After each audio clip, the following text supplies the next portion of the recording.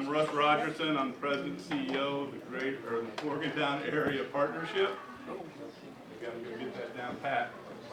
The Morgantown Area Partnership is a unique collaboration of several organizations, including the Chamber of Commerce. Need to use the mic. Sorry about that. The Morgantown Area Partnership is a unique collaboration of the Morgantown Chamber of Commerce, the Mon County Development Authority, and Sunny Side Up. And we're excited about this. We've been at this for several months now, and I think at our January annual dinner, you're going to hear a lot more about the partnership and a lot of our branding and whatnot. But basically what we're trying to do is to be very collaborative and one voice oriented towards doing economic growth in our community. As you know, a community as vibrant as this, there are plenty of opportunities and plenty of people doing very good things. So as you see us moving forward, you're going to hear more and more about this. And with a room full of dignitaries, I will not go around and introduce each one of you, but being an organization, I do want to introduce our chair, Kimberly Moyers, and our incoming chair, Sarah Woodrum. So.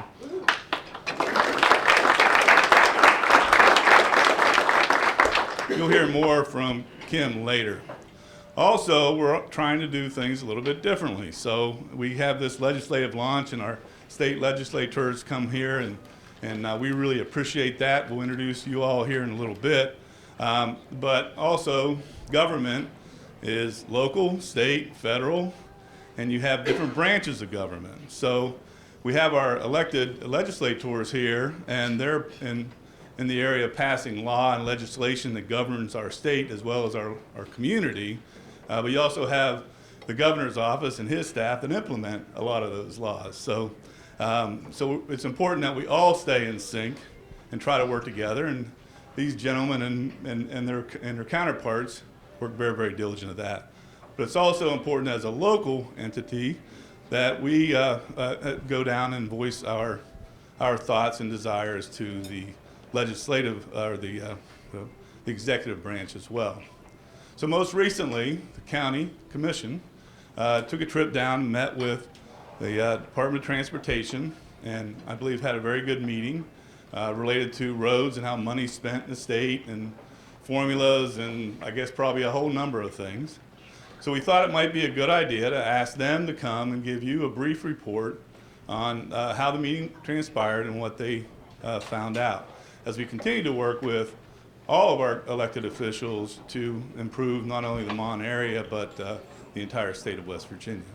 So without further ado, I'd like to introduce the county commissioners come up, Mr. Tom Bloom, Sean Sikora, and Ed Hawkins, and they're going to give you a little update on their most recent November 22nd visit with the Secretary of Transportation.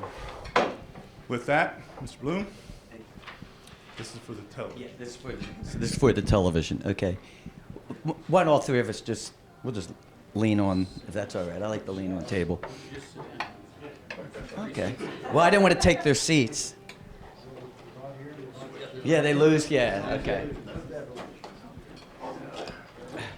Basically, as many of you are aware, that we've had some difficulty setting up a meeting and voicing some concerns to the state DOH. So finally, 2 weeks ago Friday, we were able to go down and have an 87-minute meeting. And I say 87 minutes because it was very intense. The first 10 minutes, I'm just going to say, is I'm glad we both cleared the air, both sides. I think that was really important to do that because then we could actually move forward. It was volatile the first 10 minutes. But then we understood where each one was coming from. So with that, I'll turn it over to Ed or Sean if you want to say what we did as a teacher. We have 8 different points, and we'll skim through them. And you want to start. I have some ideas, but then Sean puts it in real English for me.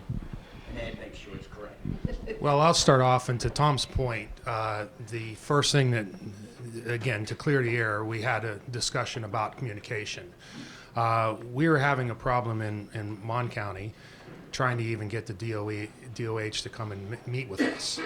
The previous district manager, we met regularly, and one of our first asks was that they come and be held to a regular quarterly meeting so that we have an opportunity to ask them questions, share information that we receive from the citizens, and to just basically create a better working relationship.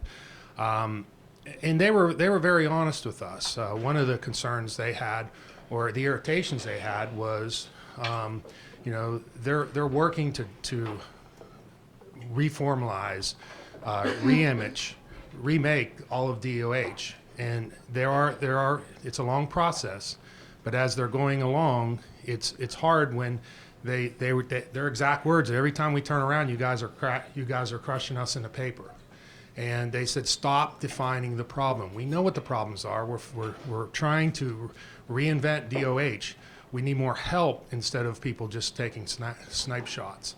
And we as a commission put ourselves out here. This isn't our responsibility to be responsible for the roads in our area, but we've put ourselves out here to be that conduit to turn information in and out. And they again, that was the kind of clearing the air that we can at least start working and start talking about specifics. But the biggest thing is fixing the communication. And they've committed. We've already got a call from them about setting up our first meeting. And, so they're going to hold up their end of the deal, and we're trying to hold up our end of the deal, and just being a conduit to try to keep that information flowing. So having said that, Ed, I'll pass it on. I'll pass. I'll give a brief report on the Okay. If you look at the paper, and I'm not going to do like a professor does and go through every line, but I do want you to look at 4, 5, 6, and 7. And I think that's what everyone's interested in. Specific project status. And I told Sean to watch me what I say, because I have to be careful. The milegram. Delays are occurring due to right-of-way issues. Some finger pointing as to who is responsible for the delays. We're 2.5 years delayed. And every time we believe we have dates set up, there is another reason why there are problems. And we did receive a letter to the MMPO, and I do want to read 2 lines because I think it's important, and I'll be fair that way. This came from Jimmy Riston, and said, members of the District 4 forces states currently the DOH and affected utilities are waiting for utility easement approvals from the City of Morgantown and information from the City of Morgantown. That has not come. I just want to be point blank. We are working with the City of Morgantown, who told us they knew nothing about it. Someone knows about it. So that's all I'm going to say. Very disappointed on that. Then they said that the delays that were occurring were also to rights-of-ways on both construction. In general, public sentiment of the adjacent landowners in this process appears to be against the project moving forward, thus the slow process in acquiring right-of-ways. The DOH intends to construct and complete this project. However, the above-mentioned hurdles are significantly impacting progress. So we are having a problem speaking as one voice. And again, I want to make it real clear. The one voice does not mean county commission. The one voice means whether it's MMPO or the group that goes down there. What we are finding out is that when we go down there, we say one thing, or MMPO says one thing, and then you have individual groups or individual organizations or governments that go down and undercut what this community needs. And it makes it easy. But basically they said, why give you money if people are disagreeing? We'll give it somewhere else. The second thing was the Greenbag Road. Unfortunately, we were supposed to start this past spring. It was delayed until 2022, even though it was ready to move forward this past spring. Again, same situation happened. They asked for a economic study, which takes 18 months, environmental study, because the roundabout didn't need it, but if you were going to do this new turning lanes, it took more property, added some new changes, and it basically delayed it another 18 to 24 months. The roads to prosperity, the reason why we're not seeing as much is because our projects are a lot larger, a lot more intense, a lot more engineering. So we are going down the line, and I do want this real clear. The MMPO, I'm really proud of them. They saw that probably there isn't going to be enough money, but we made sure we moved, and Bill also could explain it, we moved money from the federal, so that project's going to get done. We just may not use the governor's money. And basically, this is what it came down to. Let's just say, hypothetically, he came up with 100 projects. Those 100 products cannot be done by all the bonds that we're selling. So they start cutting back the projects or putting them on the shelf, kind of like the elf. What we've done, though, is our comment was, it appears that it's always Montague counties because we're the most intense that has to be put back. And then Mon Boulevard Coliseum lights, they admitted finally. We were trying to explain that you can't have one person who works down in Marshall, no lie, who's in charge of all the light switches. Well, he quit 2 months ago. So there's nobody pushing the button to make the changes. And that's when we tried to say maybe we could work together so we don't have to go to Marshall, Charleston to get our lights itemized, synchronized. So those were the kind of things. Yeah, go ahead.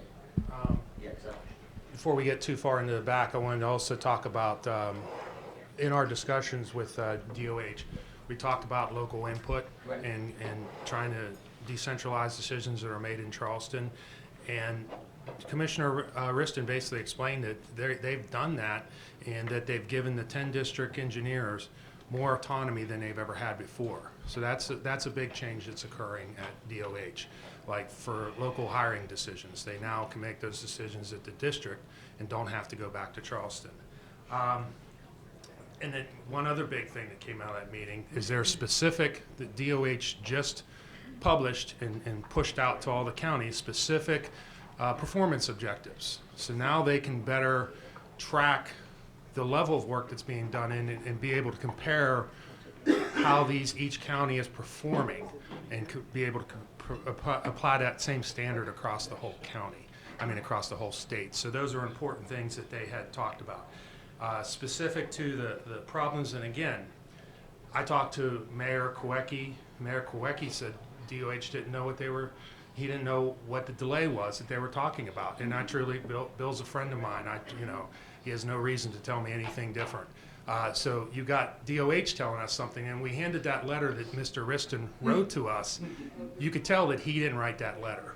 So again, you've got people just we asked them for, MMPO sent a letter asking for the status.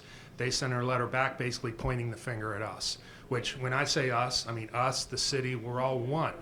We have to figure out a way to try to get together in one voice so that Charleston, it's real easy for them to just turn away and focus on the next project whenever you've got the same factions from the same area telling them different things and demanding different responses. So.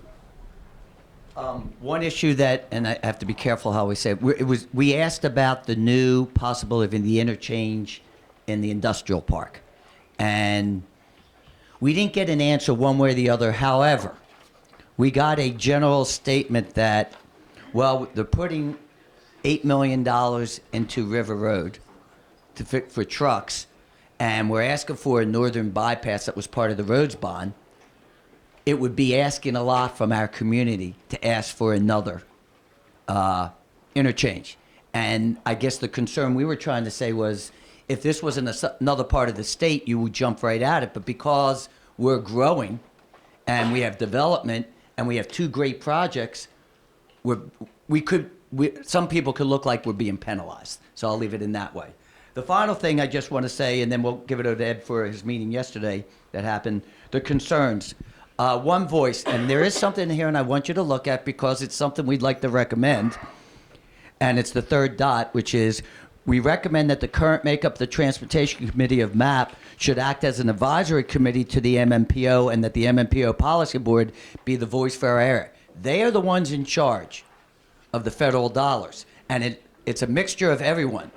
One of the things that they had stated down in Charleston was we were getting conflicting reports.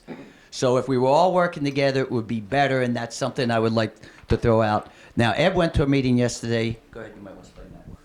Well, I will say before, just the beginning of the meeting began when I was in Charleston, and when both Jimmy Reston and Boyd Bird White walked in, I reached out my hand to introduce myself to Mr. White, and I said, I'm Ed Hawkins, and he said, I know who you are. So that was the beginning. But the end of the meeting was very cordial. I really think that we're going to produce some really great responses from this, and by able to be meeting with, they promised to meet with us on a 6-month basis as well as the quarterly meetings. So yesterday, and this has to do with legislative things, we were a lead sponsor in trying to get the Mountaineer Trail Network started, and yesterday we had a very great meeting. I say great because the response was not just Marion and Preston and Montague County. We had counties from as far north or far west as Mineral, and then Upshur, as well as I believe Lewis.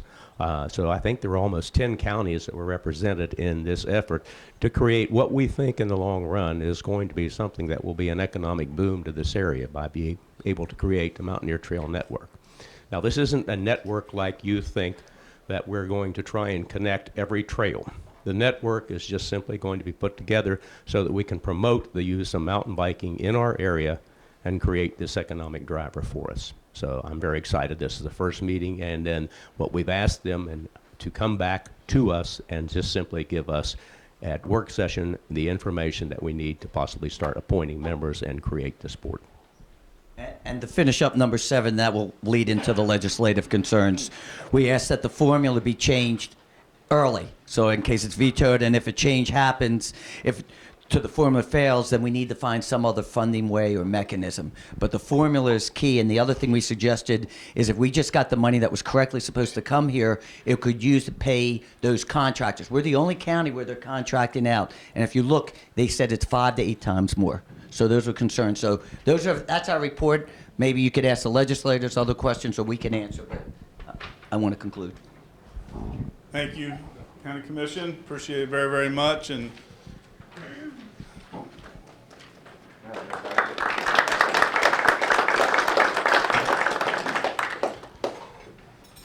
so I think it is actually a very good lead in to our state representatives and senators communications, right? And that's kind of what we're here today, to have some two-way communications about all the issues that are present that you'll all be dealing with in the next session. Obviously, transportation is a huge issue in Mon County and beyond. So we wanted to take that extra time to give you a brief update on that. And finally, before I turn it over to get this program started, I think the key here is coordination and communications, right? So that's a big part of what the partnership, hopefully, what is it, that commercial? We aren't the people who make the product. We hope we make it better by providing options and opportunities for people from many different factors to sit down and communicate. And I think the stronger communications, the stronger focus we have as a community, then the more successful we're going to be as a community and more impactful. The happier you all would be, I'm sure, as well as the local governments as well. So with that, without further ado, we're going to get on target to our program. And I'm going to turn this over to Eldon Callan, who is our lead person in the government affairs area. Eldon. Okay. Thanks, Russ. We appreciate everything you do. We appreciate everyone coming out. We're all set, ready to go. I'm not sure exactly where our other delegates are. They're supposed to be here. We're checking on them. I heard Barbara's going to do radio this morning, so maybe she's going to do the radio and then come in a little bit later. We're checking on that. We appreciate the senators and delegates come in. I'm just going to go down from 51, Evan Hansen, from 13, Senator Beach, Robert Beach, Roman Prezioso from 13, from 2, the western end of our county, Senator Clements, and from 51, Senator Williams. We have asking Delegate Williams. I'm going to make him senator, right? Thank you. He's all ready to go, right? Thank you. We're going to have questions asked by our co-chairs from Government Affairs. They do a tremendous job, by Libby Durr with First Energy and Dan Potesta or Dan Miller with Potesta Associates, and assisting them as one of our board members and the head of the CVB, Susan Riddle. So we're getting the questions started. They picked some names, and we've got a series of questions. And then after the committee questions are gone through, then it will be opened up to the audience to ask questions of the delegates. So without further ado, I'm going to turn it over to Libby. Okay. Hello, everybody. Just so everybody knows, we have a paddle, and when you have 30 seconds left, you'll see the 30-second on the paddle, and when it is time to stop, stop. And each person has 2 minutes to answer each question. Now, what we did today was we drew names to make it fair. So the first question will be responded to by Delegate Williams, Piles, Senator Clements, and Beach. Okay. Question number 1 is roads and transportation. What actions will you take to ensure funding for road maintenance and construction is spent in Monongalia County and North Central West Virginia fairly? What actions will you take to ensure that the state funding for new road and bridge construction projects are completed in our area? Delegate Williams. Thank you very much. This is a wonderful segue from where Commissioner Bloom, what he finished with was talking about the formula bill. To give those who aren't familiar with it, the formula bill would require the DOH to use an already existing formula that they have. It would require them to use that in the way that they allocate roads funding. This bill, it's a bipartisan bill since its inception. It comes from Delegate Brian Kerchaba and then former Delegate Joe Statler, who's here today. He was the lead sponsor. I was on it with him. And now I took it up, and I was the lead sponsor last session. And something that we found out while this bill was trickling through the process, Delegate Hansen found out that they haven't used this formula since 2004. What they've been doing is sort of a willy-nilly 1% across the board budgetary increase to every single DOH district. Now, you might imagine that that's not fair when imagine Webster County, perhaps they lost 5% of their vehicular traffic in a year, whilst we gained 5%. Giving each county the same 1% across the board increase is not equitable. And that's what we seek, is equitable funding. And I would venture to say that the reason why we have the worst dilapidated roads in the entire state are because a lack of that type of equitable funding. Now, the formula bill made it through the House of Delegates. I think it was a 97-3 vote. Then it went on to the state Senate, where it was completely unanimous, 34-0. It then made its way to Governor Justice's desk, where he unfortunately vetoed the bill. And we had no option to override, as he vetoed the bill after we had gavelled out for session. So I've talked to leadership in the House of Delegates, and it's their intention to run the formula bill earlier on in session so that we can override his veto. And with that said, when the bill does come to the governor's desk, we all rely upon you to help us out and make some noise. He might not listen to us, but he will listen to you. Thank you. Thank you. As you know, most of you, I'm a country boy. I only have the western end of Mon County. And we have worked for years trying to get Route 7 up to standard. I traveled that road this morning in a terrible storm, and I will have to say I'm very grateful Mon County District 4 decided to fix that road, particularly for the people that live out there. I'm sure that as chairman of the Transportation Committee, we'll get that formula bill out of there and get it onto the floor as quickly as we can. The problem with the governor's office I see is right now there's absolutely nothing more powerful than roads in our state.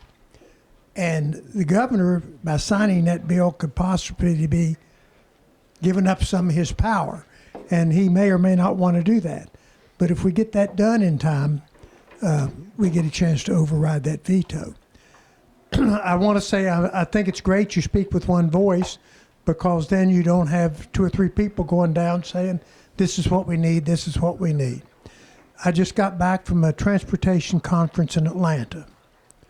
They expect the city of Atlanta to grow by over 3 million people. That's like the city of Denver moving to Atlanta.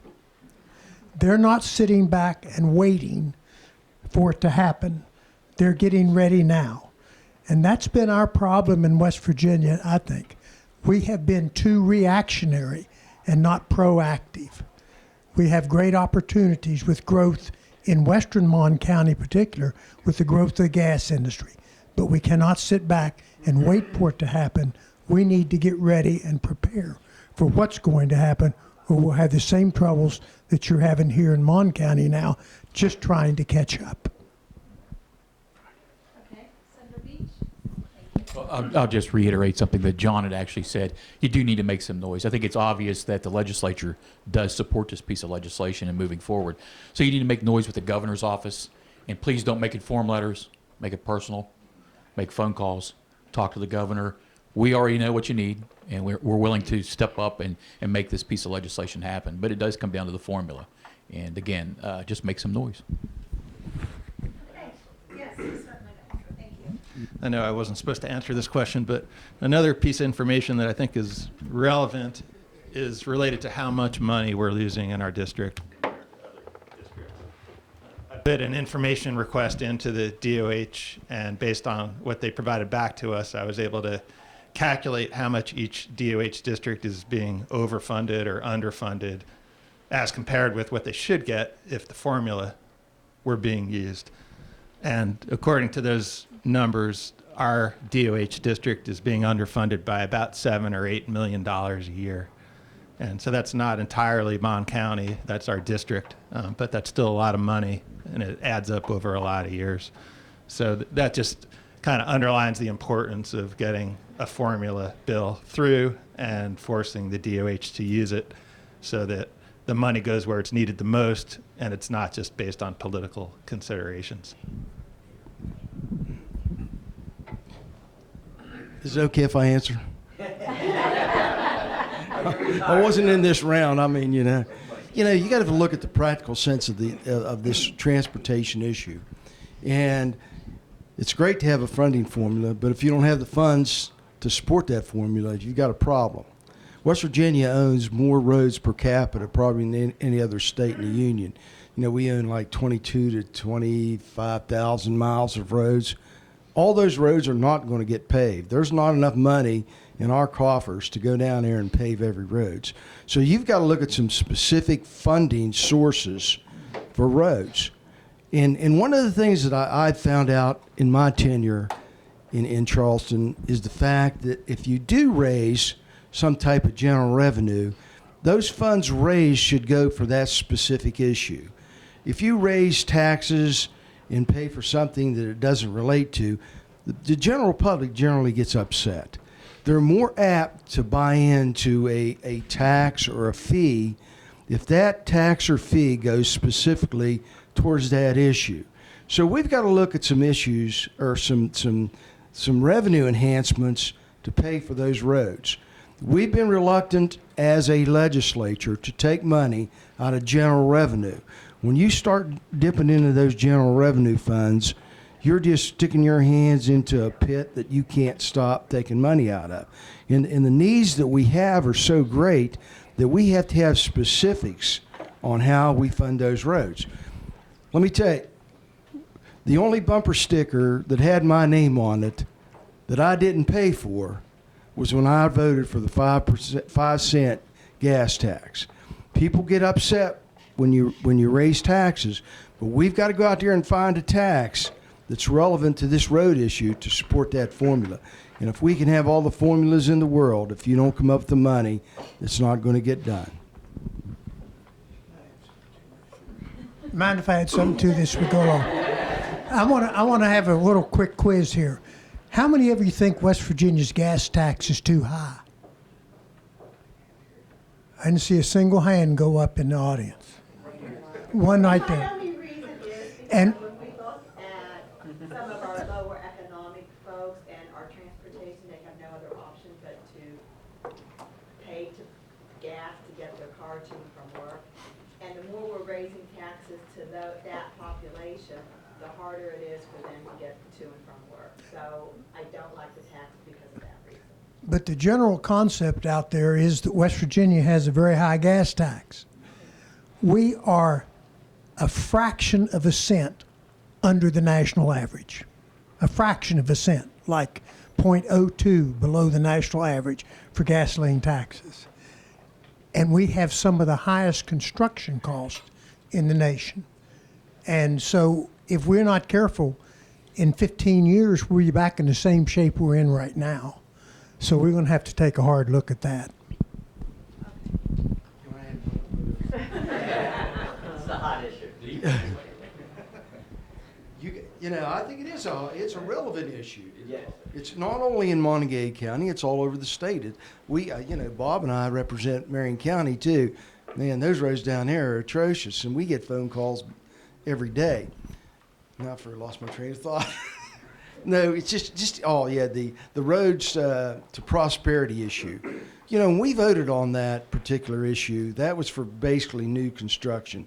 I oppose to taking money that's bonded to pay for maintenance. That is a dangerous road to go down, because what you're going to get is nothing for your money. You're not going to get a permanent funding source, and I keep harping on the funding source. We've got to look at something, you know, maybe fees on vehicles or things like that. I don't know what the answer is. We've got to talk about it, but we've got to raise some revenue. Thank you. Okay, question number 2. This pertains to higher education funding, which is very important here in our area. Many studies have shown the high return on investment for higher education and its ability to build our future. What actions will you take to improve and preserve funding for higher education in West Virginia? And we're asking you to be specific. The names drawn for this question were Senator Clement. You're first. Thank you very much. It's nice to be number one. I'm a great supporter of higher education. I think for years and years that we have taught our people that they have to get a college education. Senate Bill 1, which passed last year, said, wait a minute, we're running out of skilled people. And I can say for myself that my son has a 2-year technical degree and does very, very well in his work. Higher education is a very important part of moving West Virginia forward, because when people come and look at where they're going to go with industry, that's one of the things they look at is education, one of the first things they look at. And I think that I'm not on the finance committee, but I do see all the time where people are exiting school with extreme student debt. We need to do something to stop that, and the best way we can stop that is to make sure that we fund our institutions, our colleges and universities, so that they don't have to continue to raise the fees and tuition within those schools. I will support anything that I can that will allow more funding for our higher education. You know, I'm a product of workforce development. My first teaching job was here in Montague County, down at the Tech Center when it was on University Avenue. I actually wrote the curriculum. I had a 1-year leave of absence when we moved out to Mississippi to start that Tech Center out there. So I understand what it takes as far as education and workforce development. I've been very fortunate in my legislative career. When I first started out in the House, I was the vice chair of education, in charge of public education. And at that time, we went to the Southern Regional Education Board, which is housed out of Atlanta. It's a 13 consortium group of states that want to, do the best they can for education. We brought back the Promise Scholarship. We're funding sources for education. You know, being in tech ed and career and technical education, you know, giving students the opportunity, especially first generation students, to get into a community college, tuition free, last dollar in, was something that we need to do. And you know, I will continue to fight for education dollars. Here's the practical sense of it, though. When you look at our state budget, 65% of that budget, $4.6 billion, is in state code. 35% is not in code, and that's higher education. That's the low-hanging fruit. That's why when we get into a budget crunch, we go back into the budget, see where we can find big chunks of money, and there's higher education, the low-hanging fruit that we take. And we've stripped higher education over the years, thinking that they can make up for it. We've got a situation now in Marion County with Fairmont State and Pierpont, who are competing for the dollar. We probably have in this state right now with our technology too many institutions of higher ed. We've got to look at the logistics of the whole situation and make some tough decisions. Thank you. Senator Beach? No, thank you. Well, I think if you stop and if you're really listening to Roman, you can actually hear what we're going to lose. We're going to lose institutional knowledge with this guy retiring this time out. And I want to take a moment, if you would join me in a round of applause for Roman and the work he's done for us in the legislature. Roman has obviously spelled it out very clearly. I like Roman, we fight for institutional dollars all the time. And for the past 5 years, we've opposed the budget and the cuts that have occurred to higher education. I will continue to do so. Even when he's gone, I'll continue to do so. But it's something that each and every one of us in this room should be aware of, because we know that for most communities, that's an economic engine for those communities. And we need to support that because there's great benefits that we have that come back to us in regards to workforce development. So yeah, we'll continue to do what we can to make sure that budget stays where it needs to stay. Thank you very much. And we'll do our next question. Third question has to do with future funding of PEIA. The third question has to do with the future funding of PEIA. Many municipalities have underfunded retirement accounts. Some are in excess of $100 million. With respect to PEIA, what actions will you take to address the long-term funding problem? And have incentives for government efficiencies been considered to address this issue? First person will be Senator Beach. That's one if I had to pass on, I'd pass on. There's a lot of things, there's a lot of moving elements there, and obviously PEIA is a beast in its own self. In regards to the communities that you mentioned, for many years we've thought, you're always looking at, is it the carrot or the stick we should be addressing here to ensure that these communities are applying the monies they should be. Perhaps it's a time that we take up the stick and make things a little more difficult. PEIA for teachers and state employees across the board is a very sensitive issue. My opinion is I go to those meetings. We had one here in Morgantown here just within the last 2 weeks, I believe. There were only 3 people in the room to listen to the board speak, which was quite a shock to me that there weren't more people taking an interest. And I think that's where more communication has to occur. I think folks need to show up each and every time, not just when there's a hot button issue in regards to teachers' pay raises or whatever. We have to continue to be upfront and discuss these what's important to us in regards to healthcare and PEIA. Again, as an individual, as a legislator, as someone who's on PEIA, it's important for us to be aware of the changes and to be active and be vocal, and we will continue to do so.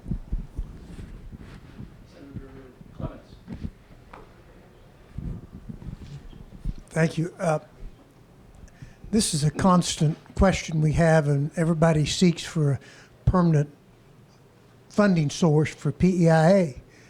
But I've warned, I'm not a constitutional scholar or a lawyer, but what the legislature gives, the legislature can take away. And that's happened before. And if we want a permanent source of funding for PEIA, we're going to have to move a constitutional amendment to put it in there. Otherwise, the next legislature can undo exactly what would be done. But we need to fund this PEIA program to keep it going. It's important. I will have to say I'm a recipient of PEIA.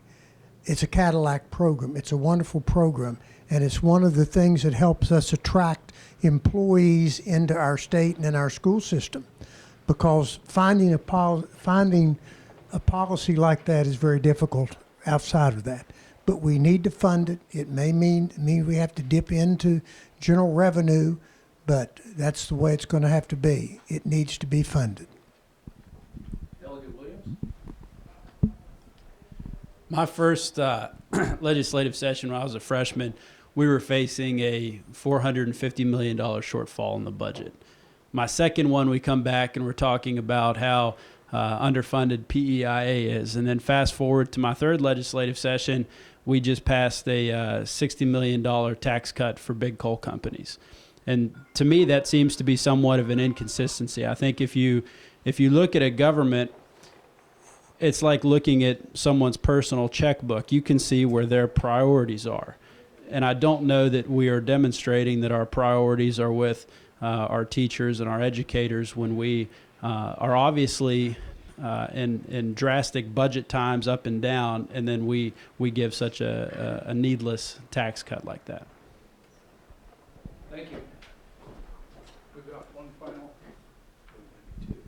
Delegate Hansen? When the teachers went on strike a couple of years ago and talked to us about their biggest issues, part of it was pay and some other issues like that, but part of it was PEIA, because increasing premiums were cutting into their paychecks, just like a lack of a pay raise was. And so that was a critical issue over the last couple of years. Things have stabilized somewhat. The PEIA Finance Board, in their recent meeting, they announced that there would not be premium increases for the next fiscal year, which is good. And another step that was taken was I think it was $100 million rainy day fund that PEIA can use to help stabilize the program year to year. And the chair talked about the possibility of dipping into that for the next fiscal year, although it was unclear whether he would have to. So things seem to be stable in the short term, but I think long term they're not so stable because we haven't found a dedicated funding stream to address the issue. So that's what we need to do, is we need to find a dedicated funding stream and apply it to this so that we're not dealing with it year after year. Might as well just let us all talk on it. You know, you got to look at the practical side of the situation. Obviously, as Evan mentioned, it's stable right now, but the long-term solution is yet to be had. One of the things that we're doing as a Democratic caucus in the Senate, you know, we have a staff and we meet regularly, and we're looking at issues for the next session. I know we didn't have a chance to do an introduction, but our caucus is working extremely hard. Our staff is working hard at issues that are relevant to the upcoming session. Now, we're not in the leadership, so we don't set the agenda, but we think we can be effective in the things that we do and the issues that we bring to the table. One of the issues that we do have would be the healthcare and education and PEIA. One of the things that our caucus is looking to do is to expand coverage for PEIA, and this should help, obviously, the people that are small business owners in this community and in this state. We want to open PEIA up to expand the base to get more people into the program by allowing our small businesses to buy in and have that health care insurance. And we're working on a plan now to structure that so you can have some buy-in. We think by expanding that base, giving more coverage, that we'll be able to more solidify that particular PEIA issue. That's the only thing I'd want to add to that. Thank you. Fourth question? Thank you, Dan. And welcome. Delegate Walker and Piles, welcome. Question number 4 is tourism funding. Increased funding for tourism can provide a boost for the state and specifically to the local economy. Tourism offers an opportunity that has been long neglected. How do you prioritize where to make these investments? What do you see as the legislature's role in promoting the Monongahela River Valley as an economically and culturally unified tourism mecca? Okay, answering this question will be delegates Hanson, Williams, Beach, and Prezioso. And if our two newcomers would like to comment, that will be fine as well. So we'll start out up here with Delegate Hanson. Thanks. One of the most important things we can do is find ways to diversify West Virginia's economy, and tourism is an important part of that. One bill that's currently under consideration is related to tax credits for tourism investments. And that came up last month during a special session. We were provided with that bill just a day or two before the session and asked to suspend the Constitution to pass it.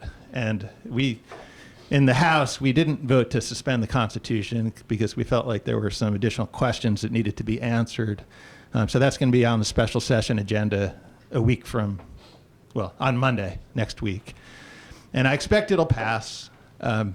It's important for our community because there are investments that are being made that are taking advantage of that tax credit. For example, the investment downtown at Hotel Morgan would be a recipient of that tax credit. And that works kind of like a TIF district in the sense that they apply for a credit, but they only get to take those credits if they increase their sales tax revenues. So they have to prove that they're increasing tourism in order to take advantage of it. So that's one thing that can be done. Another thing I want to talk about is the Mountaineer Trail Network, which Commissioner Hawkins brought up at the beginning. That's a bill that we got through the legislature last session, and it's kind of modeled on the Hatfield-McCoy Trail in southern West Virginia, except it's for non-motorized recreational uses. And that bill explicitly created the Mountaineer Trail Network Authority, which is a 10-county area that includes Mon County. And like the commissioner said, there was a meeting last night to bring people together from those 10 counties to start the process of planning for this trail network. In my day job at Downstream Strategies, one of our projects is to work with Preston County to develop a trail network plan for that county. And we're in the process of doing that, and we're hoping that that will be a model for developing similar plans for the other counties in the network. Was I one of them? Yes. I apologize. I wasn't listening. He just handed me the microphone. What Evan said is very good information as well to be shared about. Tourism is an exciting thing to talk about, especially for more central West Virginia and in particular elements across the state of West Virginia. Traveling the state of West Virginia here within the last few months, there's things that I know that are out there that should be promoted a little bit more than what they are. We have wonderful division of tourism who's doing a lot of great videos. They're seen outside the state. And when I'm traveling outside the state, that's also conversations I try to come back around to. Are you seeing the tourism commercials in your communities, whether it be Lexington or Richmond or wherever it may be? And they are in fact, seeing these commercials. And that's a good direction. That's a good thing you want to happen here for the state of West Virginia. Tourism is on the rise, and we want to continue to propel it forward and upward by adding those additional dollars. That's the only way we're going to do that. I don't think any of us should shy away from adding tourism dollars into the budget. It's an opportunity that, again, it's more rewards back to the state of West Virginia in regards to jobs. And anytime you can start putting more money in these little pieces, whether it be roads or transportation, it's going to help the entire state of West Virginia. Thank you. We, during this past session, obviously, we passed out the tourism bill. We brought the people in from tourism and decided it was a good thing to do. I know one of the major questions with our particular caucus was the fact that, the Greenbrier is a recipient of some of those dollars, but so it is. That's the way it goes. There are a lot of other folks out there that take advantage of this tax credit. It didn't hurt to move it back a month so the House can, I guess, take another look at that particular issue. But if you remember when Governor Justice was elected, one of his platform issues was the tourism dollar. I think he put $30 million in that budget that year for tourism. And what's the first thing the leadership of both houses did? Cut the governor's budget. So, we see the merit in tourism. I don't know if there's much more that I can add to what's going on except for the fact that, you know, we'd like to get a Hatfield-McCoy Trail up here in maybe north central West Virginia, at least down in Braxton County around there. And we did have some plans to do that. But the southern legislators were so fearful that building an entity like that in north central West Virginia would prohibit the people from Pennsylvania and the northern states who go down to southern West Virginia to take advantage of that. They wouldn't go that far, you know, down to southern West Virginia and do it. So that's their biggest obstacle. We've got to work out a deal with southern West Virginia to make sure that they deserve all the economic development they can get, because it's really tough in that country down there. So.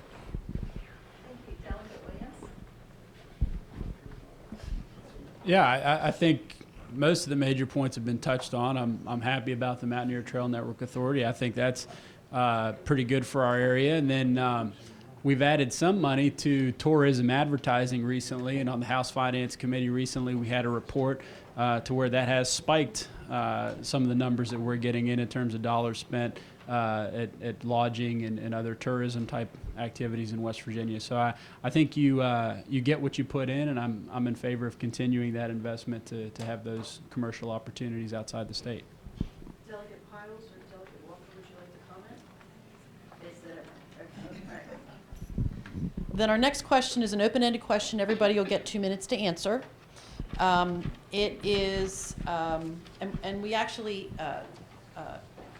Delegate Summers had not been able to be here today, and she sent several comments, but the comment that we are going to read of hers is actually with this last open-ended question, okay? So, the question is, the governor vetoed 30 bills during the regular session. The vetoed bills we were interested in ranged from road funding, fairness and accountability, local solid waste authorities funding, and to infrastructure development, utility credits, and opportunity zones. It's a long list, right? Some of these bills passed with near unanimous support in both houses. Are any of these bills on your radar for next session to get through early to overcome another veto? Do you have other bills or ideas that you think the partnership could assist you with in the session? Delegate Summers' comments were, as budgets go up and down, it is imperative to spend and save the money appropriately. I feel we have done this by investing in our state employees and county teachers and service workers by giving them all a 10% wage increase, the largest in state's history. We have invested in their benefits and the education system. Since 2016, total revenue has increased $653 million. We will carefully watch each month's revenue and make adjustments where necessary. This will be the first year we collect the internet sales tax over the holidays. If my mother's ordering on Amazon is any indicator, we may have a good number. That was Delegate Summers. With that being said, Delegate Walker. Good morning, everyone. I'm sorry that I'm a little bit late in. You may not be able to hear me as well. I had a prior commitment. So we definitely need that roads funding bill. And we definitely need the formula to be used the way that it's supposed to be used. And it is not our fault that Mon County is growing more than other counties around the state. That's the reality of it. We have to have good roads. We have to have good education so persons can come to this state and want to move to this state with their families to make sure that they're going to be taken care of. And of course, we have the Fairness Act, something that's going to get a lot of pushback, something that's going to make a lot of people uncomfortable. But we have to stop discriminating against persons for different classes. And yes, that does mean sexual orientation and gender. Yesterday, I was awarded an award at Opportunity West Virginia. And for those businesses to be vocal and come forth and say, we need this Fairness Act so we can grow economically, so we can grow as a state, so those persons that have already left the state can come back home. When we have persons comfortable and willing and accepting to be who they are, they're going to start spending. They're going to start going to our state parks. They're going to travel throughout our state. So that's what we need to do in this upcoming legislative session. Yeah, so I really don't feel like the formula bill can be talked about enough. It's I think the biggest issue that we have here locally in our community. I was talking to a leader in our area who's responsible for doing a lot of recruiting of talent, and I told him, I said, I know that you've lost out on talent because they've gotten off that airplane and they've said, nope, I'm not coming here. Look at these roads. Roads are a pretty easy reflection of how you take care of other things in your community and in your society. And if you're an outsider and you come here, we sure don't take care of them. And so I don't think roads are simply a nuisance that we have to deal with on a day-to-day basis, but I think the improving of our roads is seminal to improving the economic state, not only in North Central, but also around the entire state. And so you're going to see this bill moving earlier this session. I'll be vocal about it. I think every delegate up here with me was a co-sponsor on it with me. We'll be vocal about it. And when you see that it's gone to the governor's desk, that's the time when we need you to really be vocal and help us out as much as you can. I appreciate y'all coming today. Thank you. I apologize for being late. I had this event on my calendar for another day, and I was on my way to taking my daughter to work when I got the call from Tanya about this, and I'm really sorry for being late.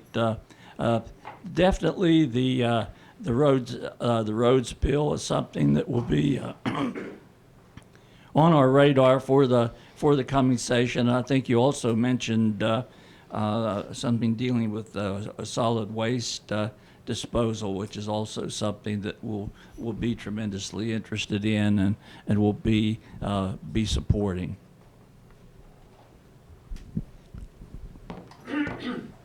Thank you very much. I look at those things, and of course, the funding bill, and I'm a very big infrastructure person. I think that's what we need. If we don't have it, we're always going to be trying to catch up. I have been working for the last 12 years to try to get the extension of Interstate 68 from Morgantown into the Ohio Valley. And this is something I would ask the Morgantown area group to really get behind and push, because with the development of this natural gas industry, it's coming this way. And I think if you check and see the traffic on Route 7 in the western end of the county, it gets heavier and heavier every day. And these are not little kiddie cars. These are great big trucks that take up the whole road. And we have been working, and we actually have a lot of support from Washington toward this highway where they don't earmark money. But we still have a lot of support from people like the Department of Energy and Department of Homeland Security to working on trying to get the funding for this road. It's a major project. I personally think I will not live long enough to drive on that road if we said we're going to start building it today. So we need to stay behind that and push that. Among the main question we get back down here, I have been working with local solid waste authorities on some of their issues. We passed a bill several years ago that included a $2,000 civil penalty. Well, now we find out that the police will not write a ticket because they don't want them to have to pay the $2,000 civil penalty. So we're not getting the support that we need as far as litter and things like that's concerned. We're going to work on that. As far as tourism concerns, I want to hit that, make sure we get that tourism bill fat. Today's younger people like activities. They want this Mountaineer bike trail. I think it's wonderful. There's a place in Tyler County called the Jug that you can get in the water and kayak for 6.5 miles and come back to exactly where you started. And they've got the money to do that, but for some reason they haven't done it. Here, I'll hand this over to him, but one last comment I make if I don't speak again. I look like I'm the only red up here. Everybody else is blue. I'm the only Republican sitting up here, but I'm going to say one thing. I'm going to miss this guy right here. We love you, Charlie. Had the opportunity to serve in the House, now in the Senate, and He's really a quality guy. As the people up here, I'm going to miss them. You know, I keep going back to the practical aspect of everything that we do in Charleston. The number one reason we're down here is for this fiscal stability of this state. And we failed to mention today, and there's two things I want to leave you with, the budget and then some issues that we're working on. But first of all, if we don't take care of this budget, we're in serious trouble. You know, I've been looking, researching the you know, everything that's out there right now, and my staff came across some stuff, and you know, people out there, federal agencies or people that do all this tracking are projecting West Virginia to have the poorest economy for the next 6 months of any state in the union. Coupled together with our budget, has anybody looked at the budget? It's online. You can look at it on a daily basis. We're $40 million behind, and we're not halfway through this fiscal year. If this trend continues, we could be as much as $300 million in deficit.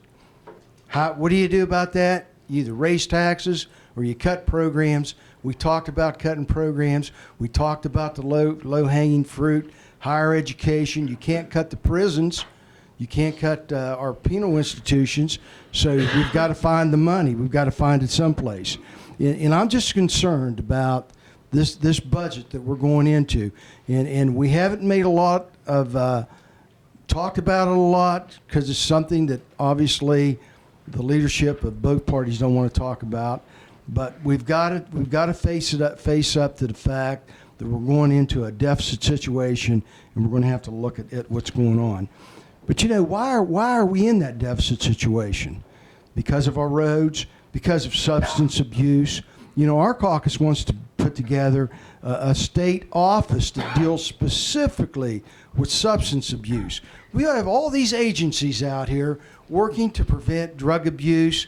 They work sometimes, I think, against each other. They have the best intentions, but there's got to be a gatekeeper to take control of this thing.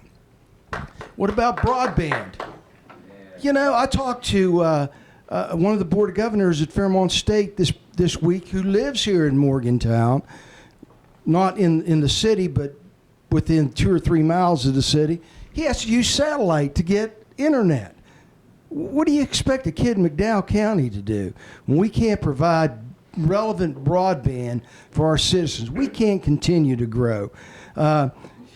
Obviously, talked about some of the PEIA issues. Ethics reform, we got to take money out of campaigns. I just talked to someone today, you know, you can't run for governor unless you have $3 million in your back pocket. Is that silly? These Senate races and these House races we're paying entirely too much money for a $20,000 a year job. And that incorporates all 12 months. When I come down here, I'm on my time, on my gas, and we're not getting paid a cent for it. $20,000 in this day and age doesn't go, you know, very far. I can go on and on, but I got the stop sign. So let me tell you, I just want to say that I am not retiring. I'm just not running for the Senate again. At my age, in my family situation, you know, 5 more years commitment in Charleston, living out of a suitcase, is just almost unbearable. So, you know, I'm going to be active. I love this community. I love North Central West Virginia. I'm going to take my time now and see. I've got another year of my term left. I'm not finished till December 2020. So I'm available, and I'll work just as hard and have all the, you know, intestinal fortitude to do what I need to do. But I appreciate you allowing me to be your senator. Thank you. You know, I thought she was going to use that paddle in a different way on you. Well, let's go see. I just made some notes real quick. The Fairness Act, you know, I commend Danielle on the work that she's done with the Fairness Act. I, too, tried to do something with it this past session, try to get it discharged from the committee and taken up immediately in judiciary. Lost that vote overwhelmingly. We also dealt with something else that's not been brought up, is the Equal Pay Act for women. We made that to the Senate floor, but it was kind of an odd piece of legislation because everyone sitting around the table in judiciary unanimously passed this piece of legislation. We get out of there and we start reading the bill later that evening. I'm getting phone calls in the middle of the night. Hey, they played with the bill. And it was just a couple of words that tweaked it to totally flip the whole bill over and to change the of the particular piece of legislation. So I actually had to go to leadership and ask them to kill my bill because it was that poorly written. So we're going to go at that again this year. Roads formula, we can't say enough, but I will say something about roads. And Tom probably knows this. Well, the county commission probably knows it. I know everyone up here. Do you know how many commissioners we've had for transportation in the last 3 years? Three, folks. So yeah, a lot of things are getting dropped between the cracks here, and unfortunately, I think Mon County and Marion County and North Central West Virginia is one of those recipients of projects being delayed due to that. And I think we have to keep that in mind. I'm not making excuses for the Department of Highways. I enjoyed working with Paul Maddox. I actually enjoyed working with Mr. Smith as well. Unfortunately, Mr. Smith and I didn't agree on the funding formula either, and it was an audit that we did here in Montague County that actually called out the Department of Highways on the money that was coming back to us, and then of course Evan and Delegate Williams identified some of those problems and the exact dollar amount that was coming up short here. So a lot of work was done on that. We just need to keep a focus on it and promote that bill, push that bill, and then my friend Mr. Helmick right there in regards to solid waste, we need to get back to that. I know you worked for many years, many years. With a wonderful program. We need to get back to that base and address that across the state of West Virginia, because there's projects all over that really need addressed, and we need to get money into that and make it happen again for you. Thank you. One of the most important things we can do, like I mentioned before, is find ways to diversify the economy. And a bill that I'm working hard on is called the Modern Jobs Act, or the MOJO Act. And you may have seen in the Dominion Post that they had an editorial last week that endorsed it.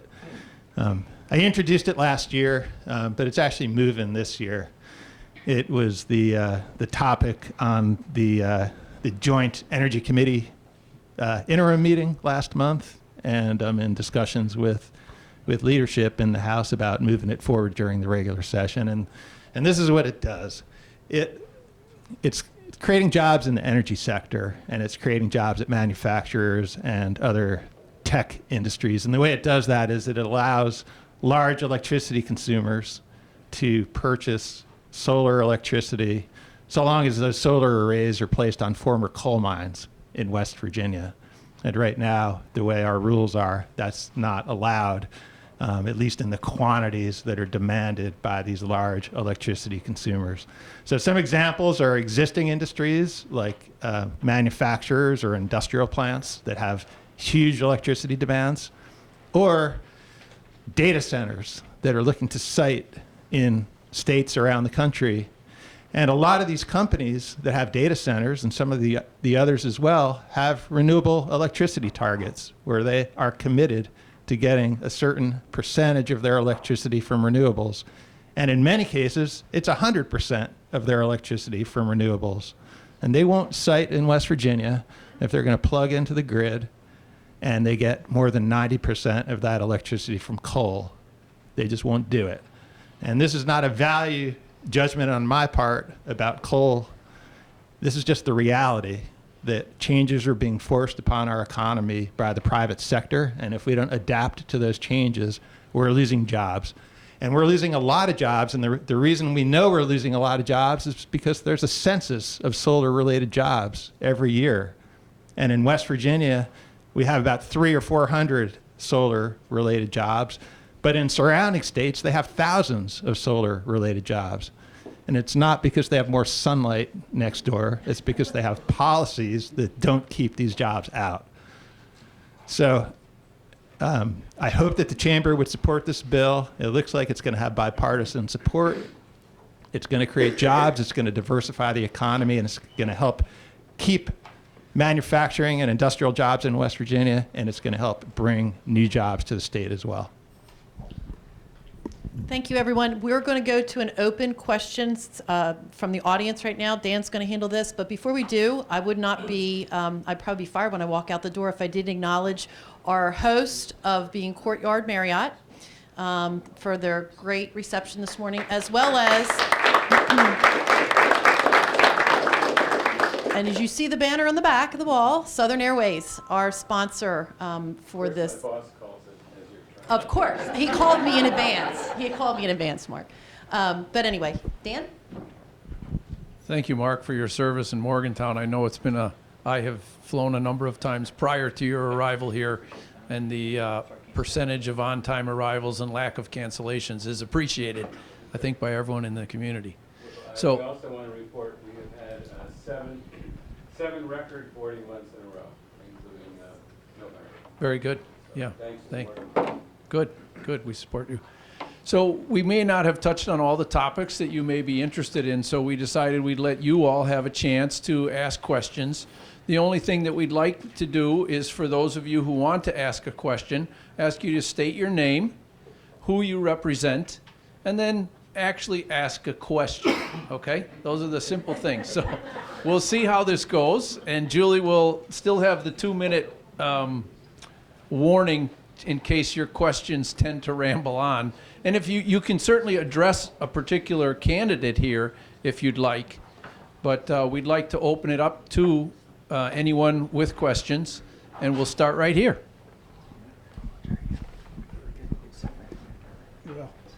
Most of you know me. I'm Bill Rice. I live up on Baker's Ridge Road, and I'm former board member for Morgantown Utility Board. I'm on the MMPO for years, and I have a whole bunch of other community things I do, etc.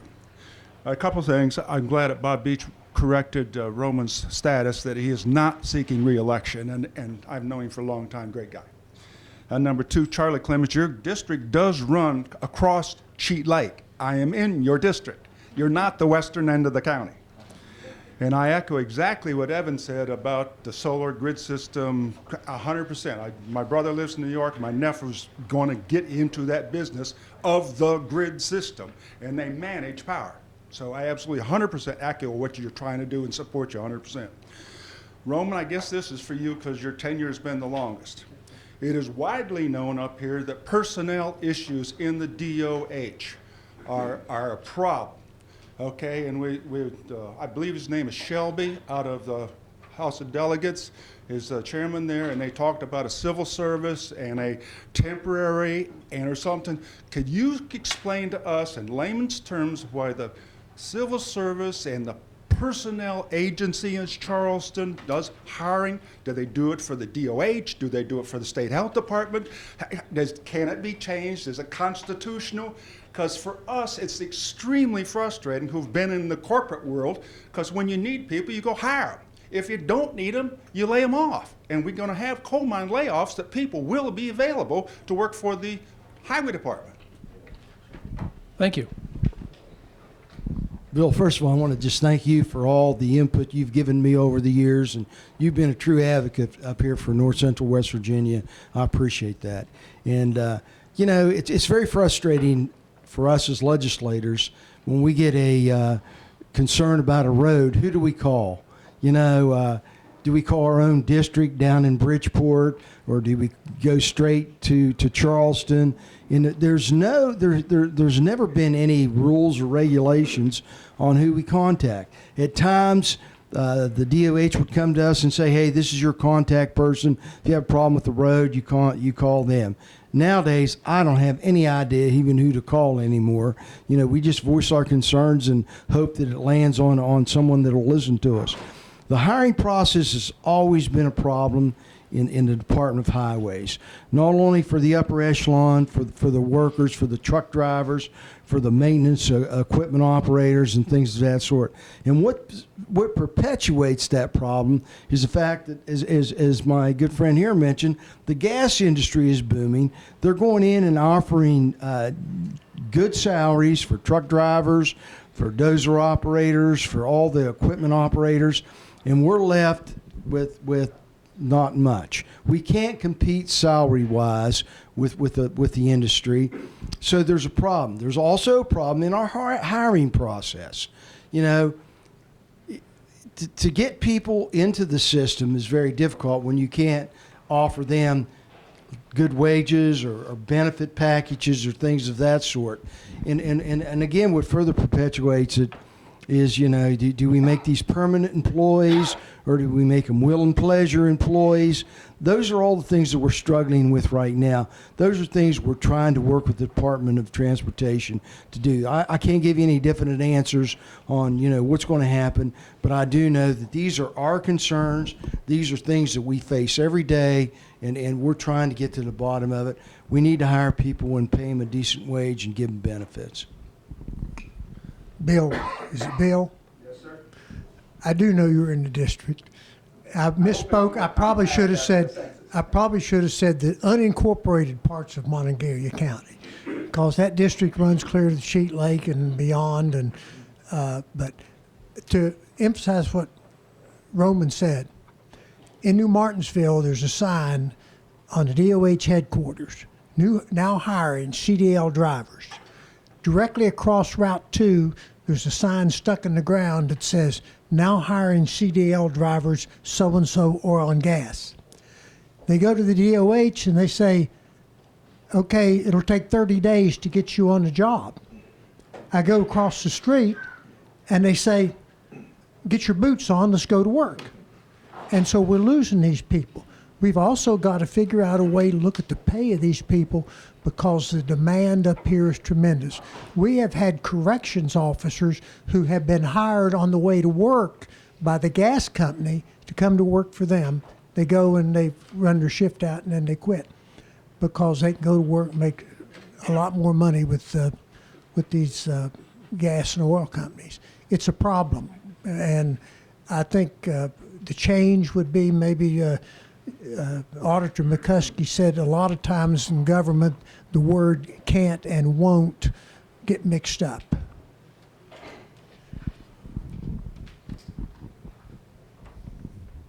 Thank you. Yes, question in the back. I'll give you the microphone, and then we know who you are, and the TVs can hear you. Bill Rieger Nash. I'm retired public health at West Virginia University, a member of the Morgantown Pedestrian Safety Board, and an active cyclist. I think it was around 2013 that the legislature passed a complete streets program, which basically means that bicycle and pedestrian infrastructure will be considered whenever any new road is developed.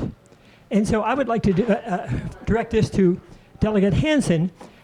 What can we do to make sure that the Department of Highways is in fact giving due consideration to this complete streets program? And what can we do to support this, to enforce it and strengthen it?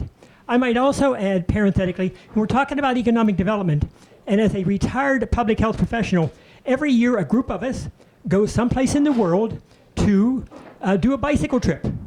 I have led a trip from Pittsburgh to Cumberland, Maryland. Yesterday I was on the phone with an international group. They're looking for someplace to go. We're going to go to Canada because West Virginia does not have an adequate trail system to support 4 or 5 days of 50 miles a day. I'm really thrilled to hear about some of the movement that exists. But I think we can do an awful lot if we, in fact, support this Mountaineer Trail Network in north central West Virginia. And I thank you all for being here. Thank you for your comments. I'll bring the microphone over to Evan. I'm also an avid cyclist, and I agree with you wholeheartedly. Yeah, I think that's an important issue too. About 20 or so years ago is when the trail network in the local community started to get built out, and that's used a lot, not just for recreation, but people commute on the trail. But the trails don't go to every community. They don't go to all people's businesses. And everybody's probably noticed as streets get repaved in Morgantown, there have been bike lanes that have been installed, and then what are they called? Sharrows? So the sharrows have been painted where the motorists are advised that they need to share these bike lanes with bicyclists, and those are really important steps. I'm really excited to see those because finally we're seeing connections between neighborhoods where people live and places where they work. and that's going to result in fewer cars on the road, so less traffic. It's going to result in less emissions, so better air quality, and it's going to result in healthier population. Those are all things we need in Morgantown. In terms of your question about whether the state DOH is actually doing what they're supposed to do, that's an issue that, frankly, I was not aware of, that they may not be doing that. So my request to you and to others is, if you know of situations where they're not following through on what the law requires them to do, let us know, and we will get to the bottom of that. And there's different ways we can do that. We could set up meetings with them. We could write letters and things like that. But at the other end, we could also request a legislative audit or something more serious. So definitely let us know so that we're aware of those issues, and then we'll take whatever necessary steps that we can. Thank you. Thank you, Evan. The Friends of the Cheat is the lead organization that's working on this $3 million trail that we spoke about early in the meeting. There's another $1 million plus grant that has been applied for that deals with Cheat Lake as well. Some of you may know that the trail system, I think it was in July, we had a very, very unusual rainfall that was heavy in Cheat Lake, and it washed about 30 feet of the trail system into the lake. So it's been ruptured. A gate has been put up, a 6-foot century fence. So many of the people that use the trail system along Cheat Lake haven't been able to use a large part of it, in part because of this rainfall. A grant has been submitted by the West Virginia DNR as a state agency to the National Resource Conservation Service. And I think it's a $1.1 million grant that would include the repair of the trails, maintenance of the trails, and an extension of the trails by 1 mile. So that, the decision for that particular grant is going to be decided in the early months of 2020, and it's to be implemented, actually started in April of 2020. So there is a chance that there could be a fix to the trail and an extension of the trail. And another just minor thing is that the owners of the dam, this is Lakeland Generation LLC, they were bought again by a larger company. So there is a entity that I think owns 36 hydroelectric dams across the country.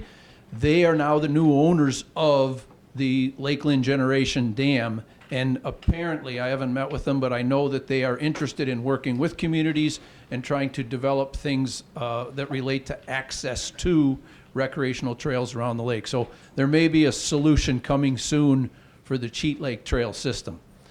All right, we're done with trails. She's about to give me the 2-minute mark. Okay, anyone else? Okay, Tom? One issue we didn't bring up, and I'm going to ask the senators first. Last year, the governor talked about the building inventory tax and considered that they were going to do away with it, which then would probably destroy 30 counties and probably cost $5 to $10 million loss here, which we just passed on. Do you all know what's going on with his proposal of the building inventory tax, where there is no other funding to make up for it for the counties? Anybody? Excellent question, Tom.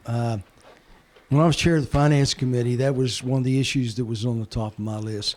It is the most regressive tax. It hampers business and manufacturers' opportunity to expand their business, to buy new equipment.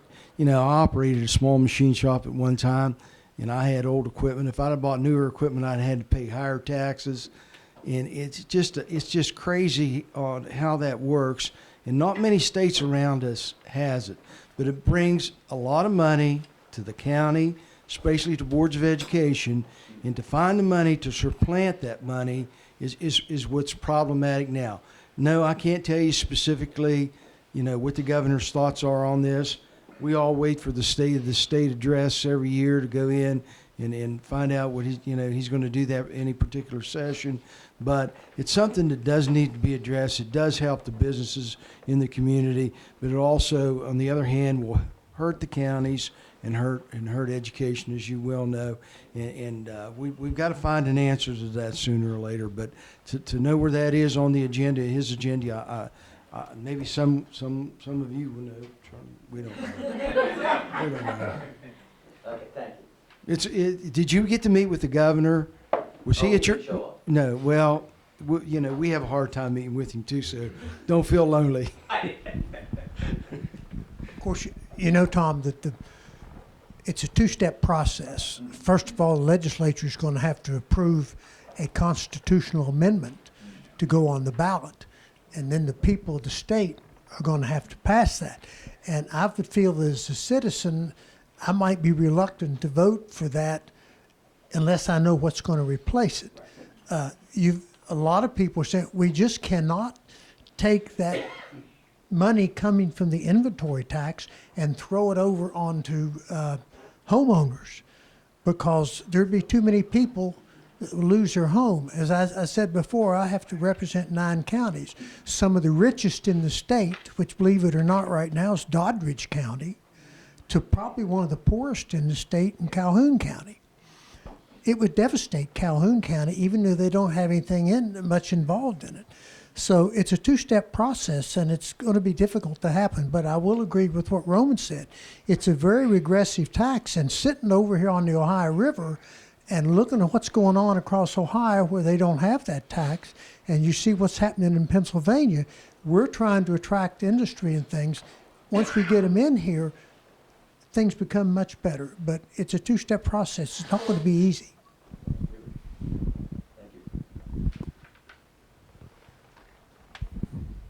Change of subject. Once in the back again.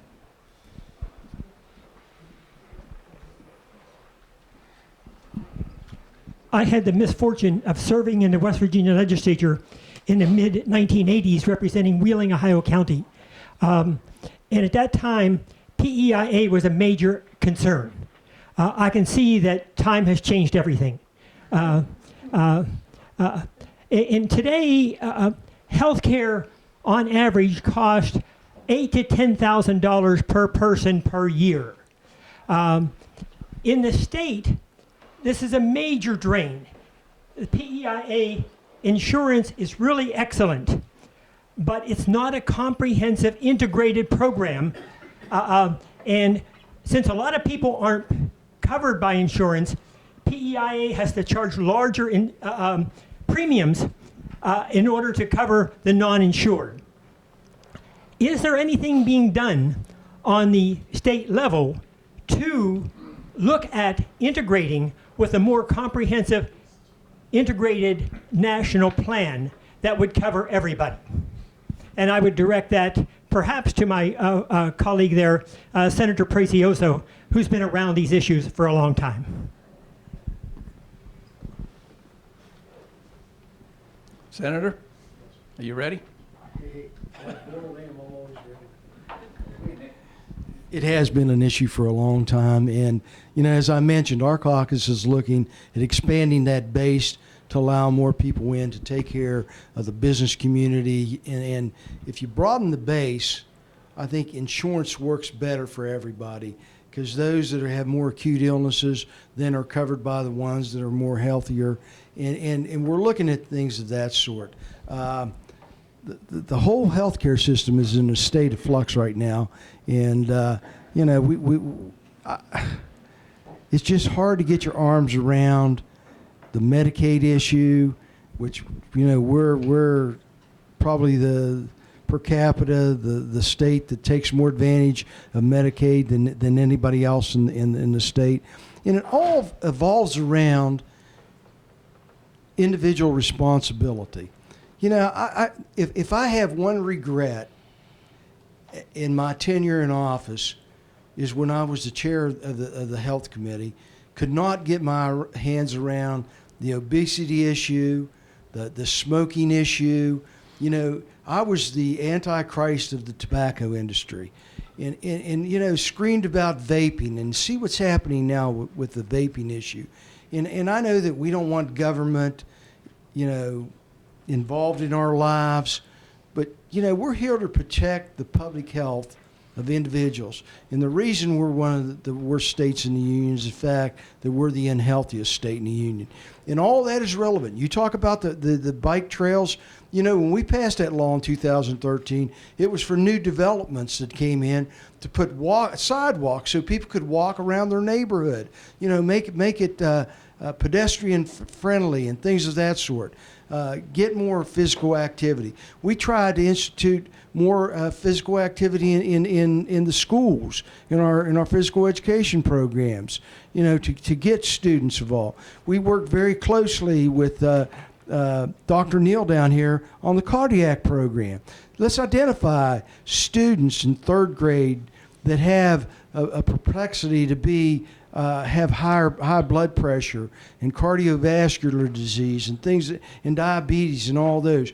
We've made concerted efforts time and time again, but we've never been able to crack that shell of being number one in the nation of the most unhealthiest state in the nation. So if there's anything I regret, it's that. And all that is relevant, and if we could get our arms around it. We even hired a consultant from Emory University before the federal government passed the Affordable Care Act.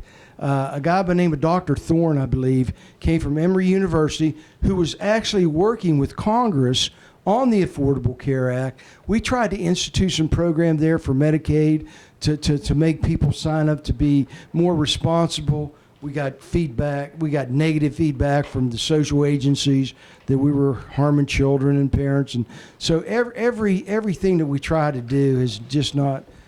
We've not been able to succeed, but we've got to get our hands around this health care problem. Thank you, Senator. Got a question in the back again. This is for the TVs. This, by the way, this will be on the website of the chamber as well as YouTube, and I think a community TV. So, yeah, if for those who haven't attended it, it'll be available. So and that extra 15 pounds on the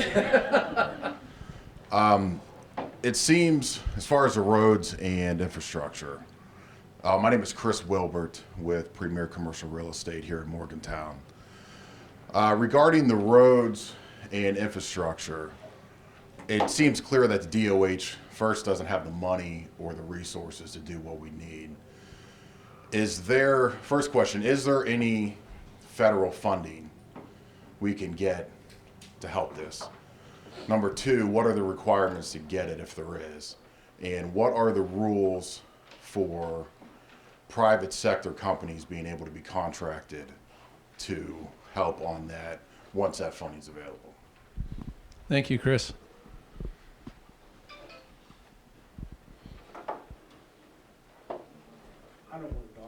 All right. Thank you.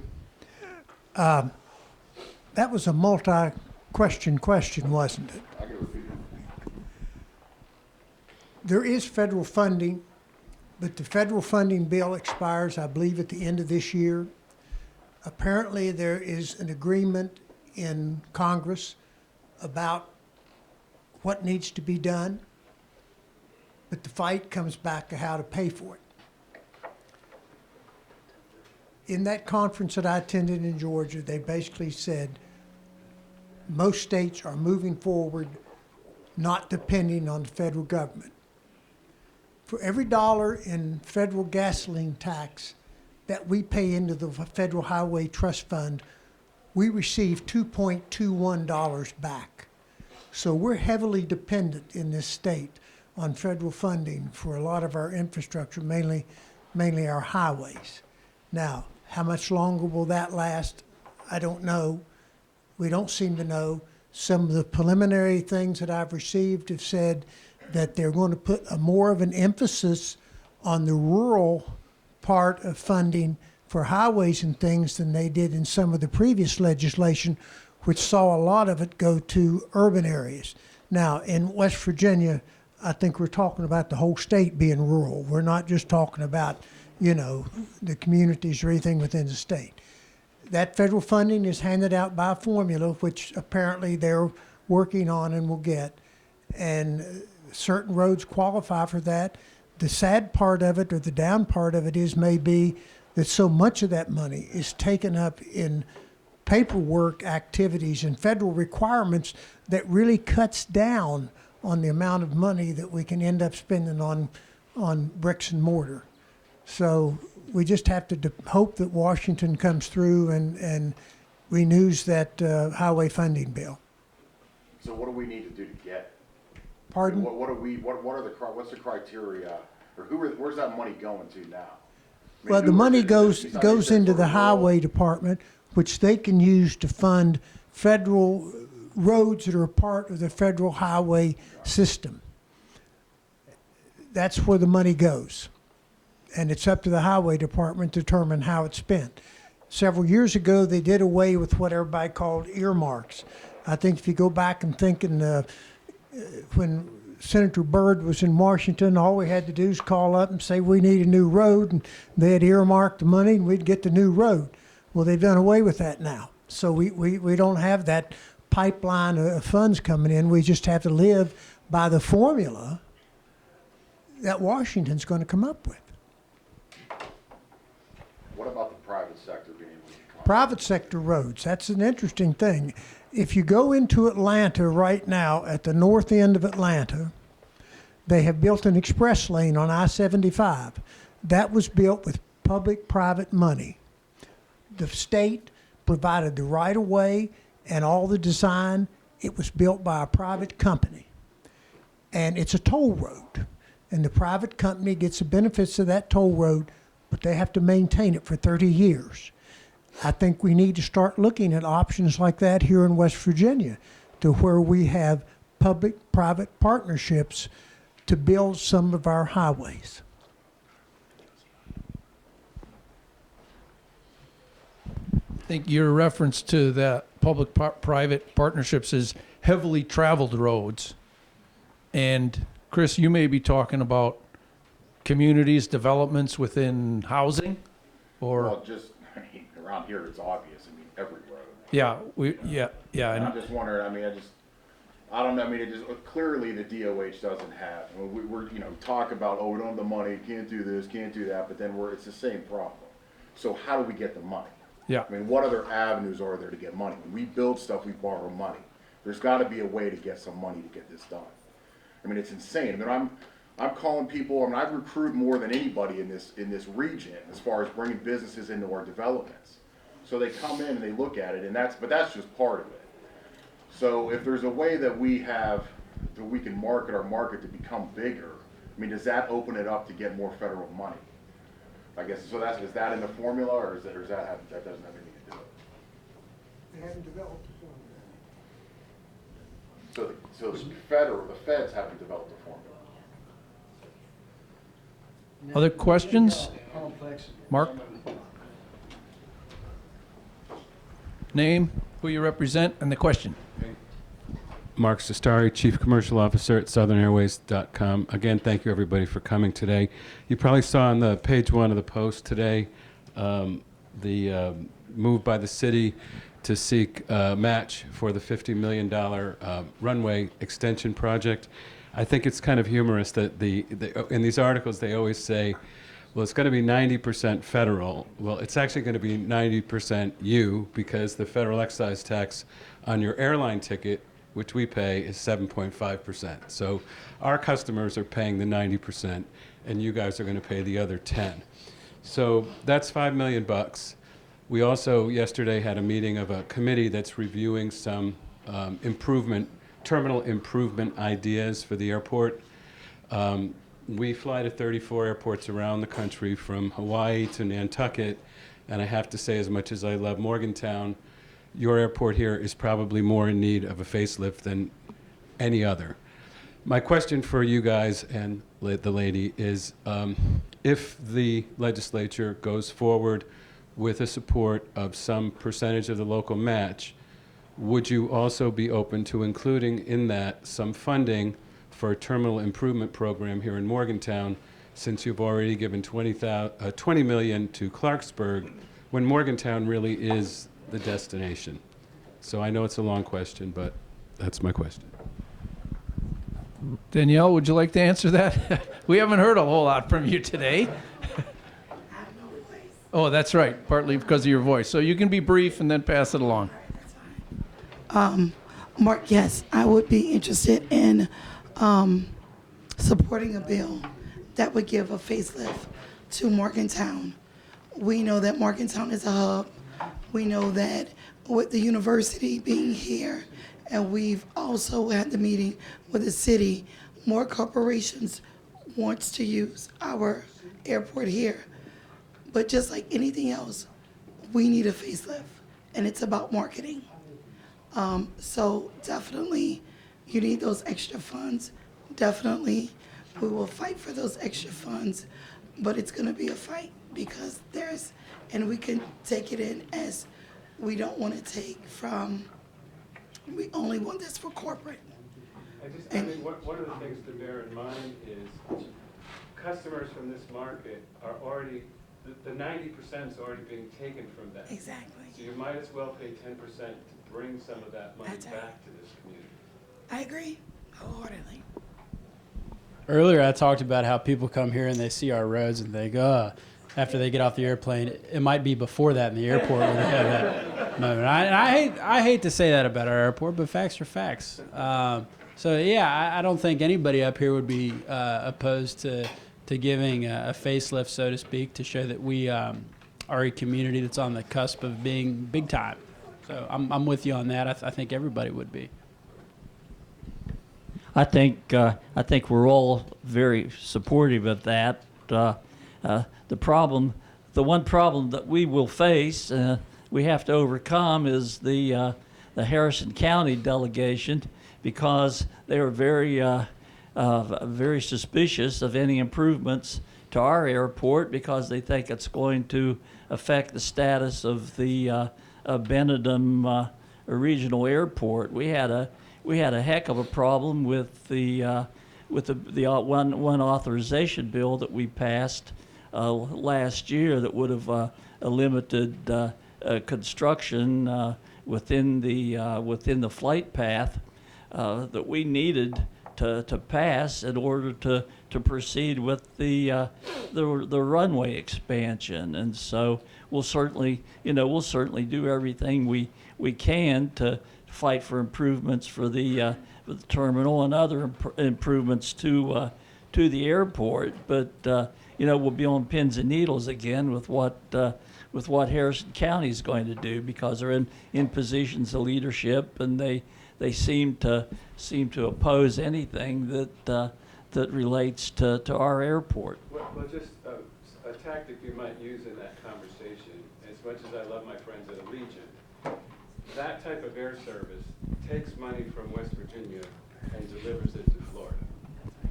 Our little airline brings people from DC, Pittsburgh, and all over the world here to spend their money.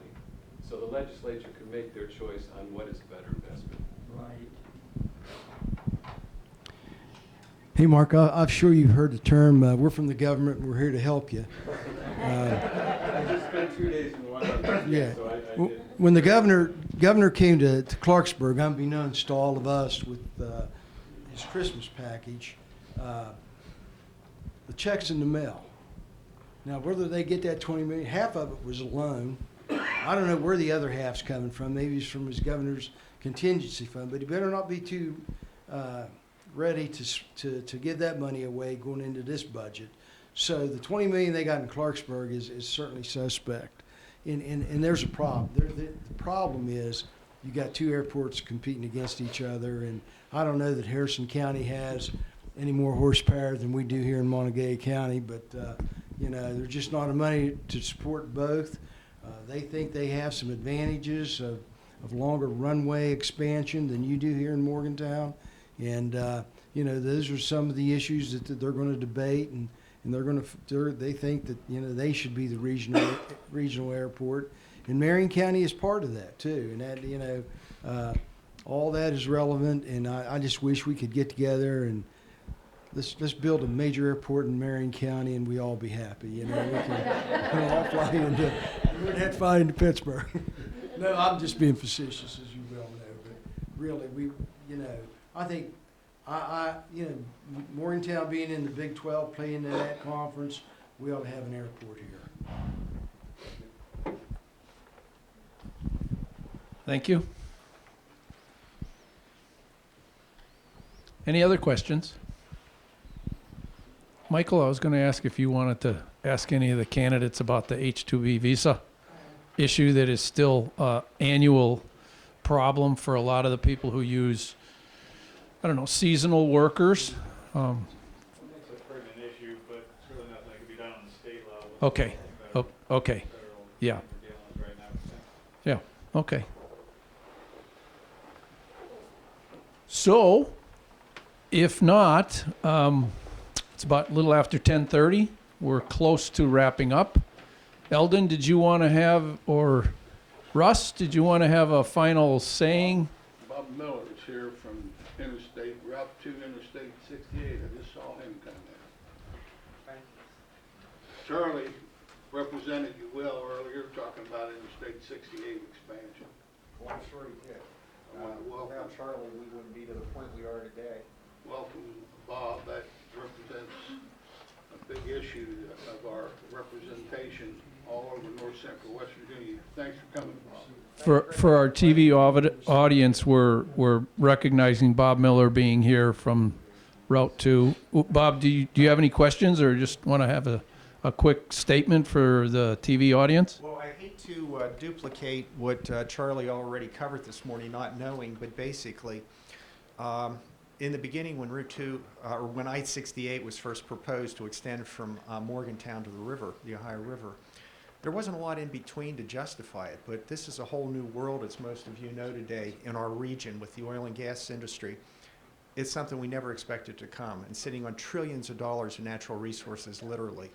And if we don't show the world that's looking at this right now, they can manufacture here 30% less than any place else in the world when you combine the cost of energy, the natural resources that are here, the cracker plants that are being completed with those pellets they need to make plastic goods. And it's just a phenomenal renaissance, just not for our region, but the U.S., to be able to bring U.S. manufacturing back. 30% less, including U.S. wages. But we've got to show the world that we're building infrastructure in parallel with their plans, or they're not going to look.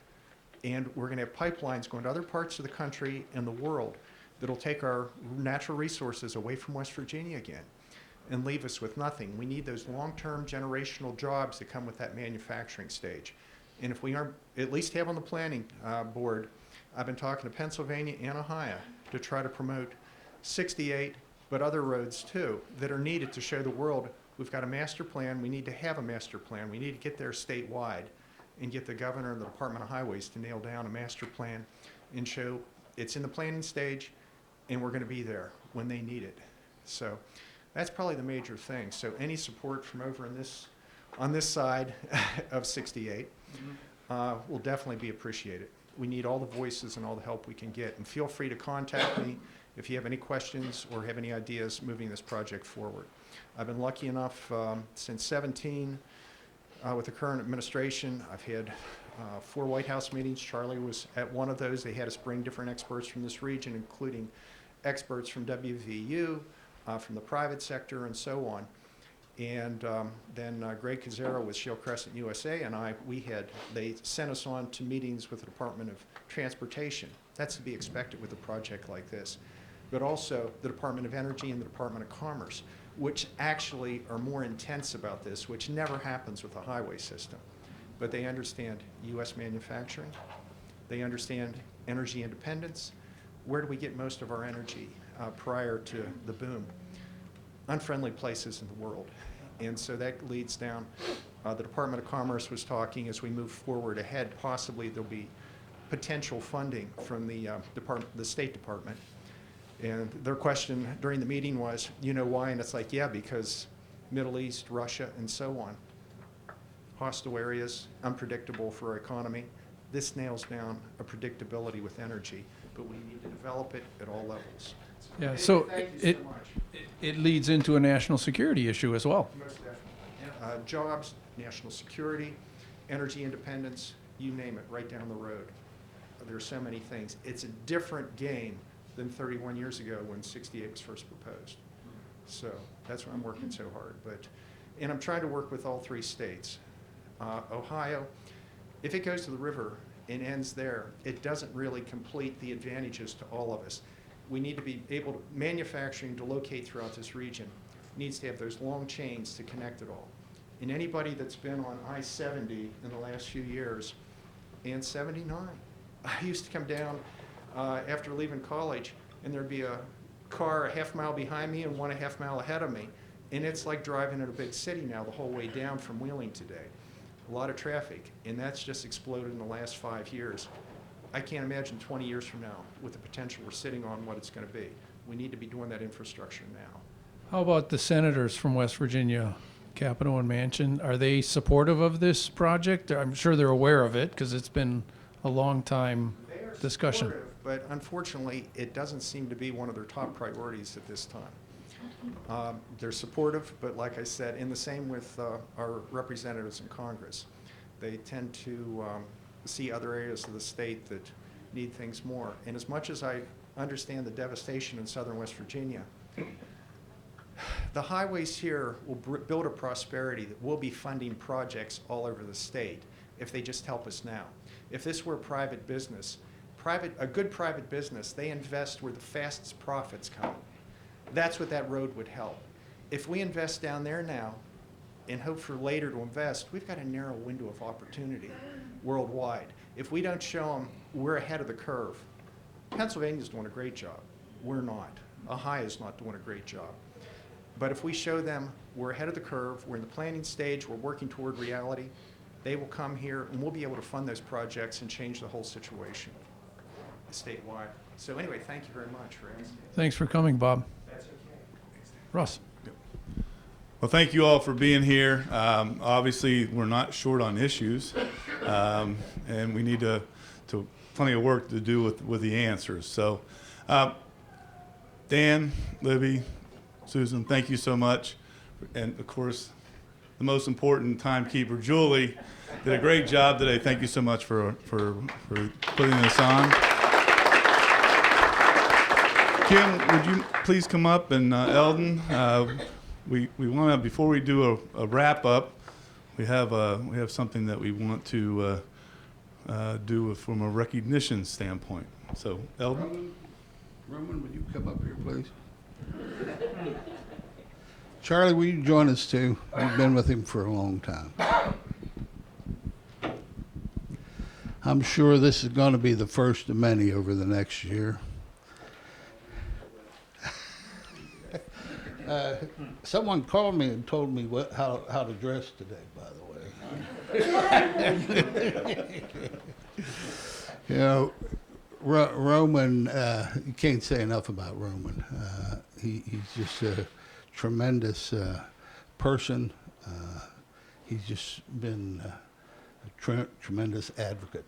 He's done so much for this state, and as people have said, he's so much to learn, and he's just a wealth of knowledge. But as he said, he's not going to go anywhere, so we're going to be able to keep drawing on that knowledge, I know. I have to work with you. I just appreciate all of you and the support you've given me, and and we can't do it without your input. I mean, we go down there and we fight the good battle, but if you don't give us the ammunition to fire, we're lost. So I can't say how much I appreciate the efforts of the Morgantown community. I actually got my start down here in 1971, my first teaching job here, fresh out of college, and I just appreciate this community, and I've seen it grow over the years, and always be a part of it. It's like coming home. I know. Well, it's my honor to present you with a certificate of recognition by the Morgantown Area Partnership during the 2020 legislative launch. You've been at so many of our legislative breakfasts. A sincere thank you to Roman W. Precioso, Jr., Tuesday, December 10th, 2019, in appreciation of over 30 years of legislative service to the people of Marion and Montague counties and to the betterment of the state of West Virginia. Russell Rogerson, President and CEO, Kimberly Moyers, Chair of the Board, Eldon A. Callan, General Counsel and VP of Public Affairs.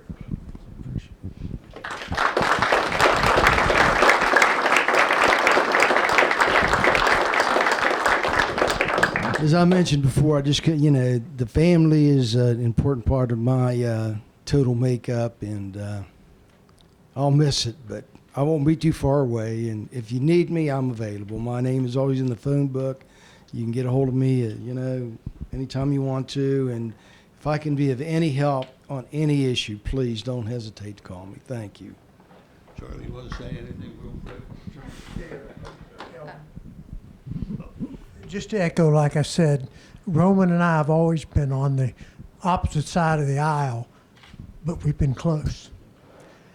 And I remember from my days in the House back in the 90s, he was a person I really looked up to. And when I moved into the Senate, once again, we were not on the same side of the aisle, but we have a lot of agreements and try to work together to get things done.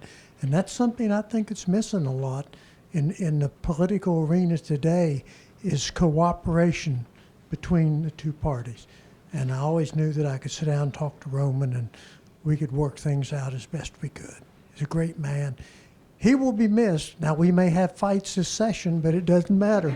We still will leave as good friends, and I'll always remember him as someone I look up to. Okay, I think I'm going to take the opportunity to close us out today.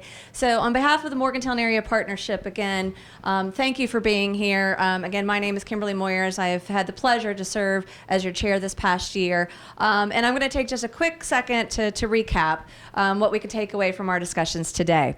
So as we look around the room and we look to those leaders in our community, let's all remember we are all one, working towards one initiative. And that truly is to continue to make the greater Morgantown area a destination to live, work, and play. Lessons learned and discussed today that we'll continue to carry forward. Streamlined communication, whereby we work together as one voice to lead our area in a positive, progressive manner, and to continue to enhance our collaboration. A collaboration across the business community, government, the private, public sectors, nonprofits, working together, and that's one of the initiatives you will see from the Morgantown Area Partnership specifically, so that we can continue to move the needle on those areas and challenges that we've identified and leverage our strengths.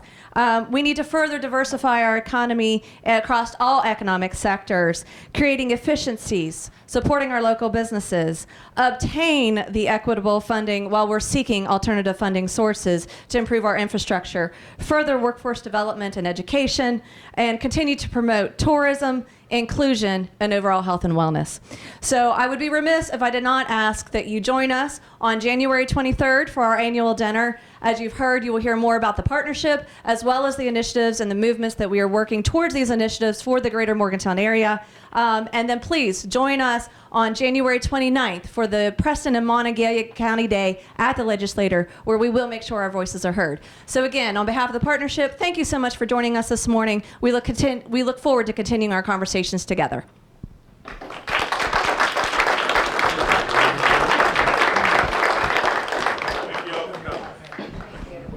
Thank you all.